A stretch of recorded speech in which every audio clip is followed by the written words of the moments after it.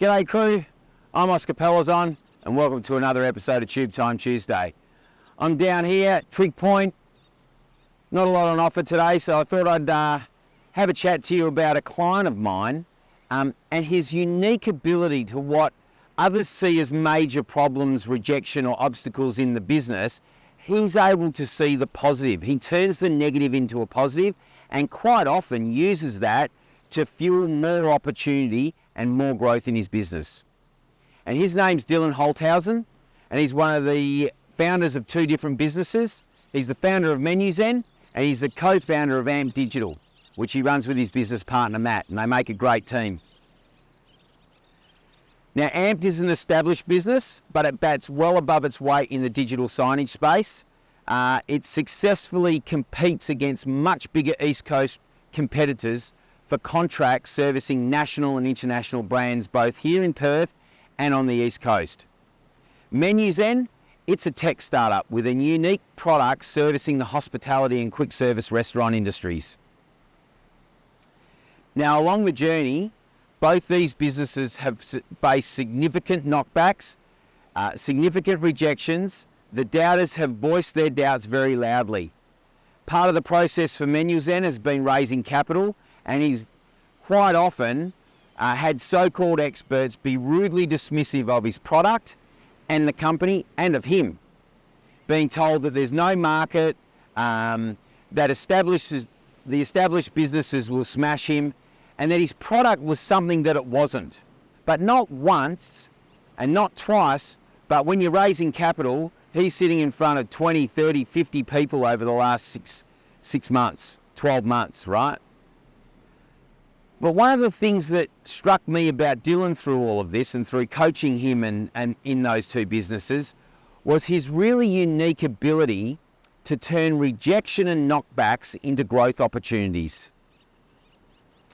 He doesn't take no for an answer, not in an arrogant way, but he takes them as an opportunity for learning, and he uses that learning as a way to leverage new opportunities and improve his business so that it creates even more success. So how does he do it?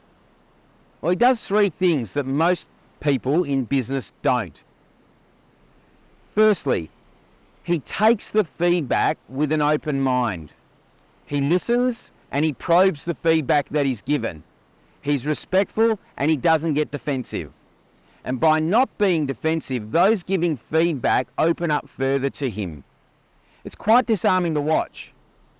Even if he's disappointed or annoyed, he hides it. This allows him to truly understand what is going on in the mind of the person of the feedback, giving the feedback, and get an understanding of the true nature of the feedback being given. Secondly, he goes away and he analyzes the feedback. He doesn't jump to conclusions. He doesn't get emotional. He tests the feedback against his industry knowledge, his product knowledge, and his very deep understanding of what his clients really want and value. And thirdly, he takes the feedback and he acts on it. If the negative feedback is right, he's quick to take action to ensure that next time he comes back bigger and better. He makes improvement in the business, makes improvement to his product. He learns from the sales process. If the feedback is not valid, he uses it to confirm that he needs to proceed on the path that he is on. It confirms what's right in his business. Listen, he gets down at times, and we've had some long, deep conversations around getting back on the bike and continuing the journey. But by following this process, he has gained a deep self-belief in his judgment. He's very resilient and he's very persistent. And those three traits, self-belief, resilience and persistence, are required by small business owners in spades.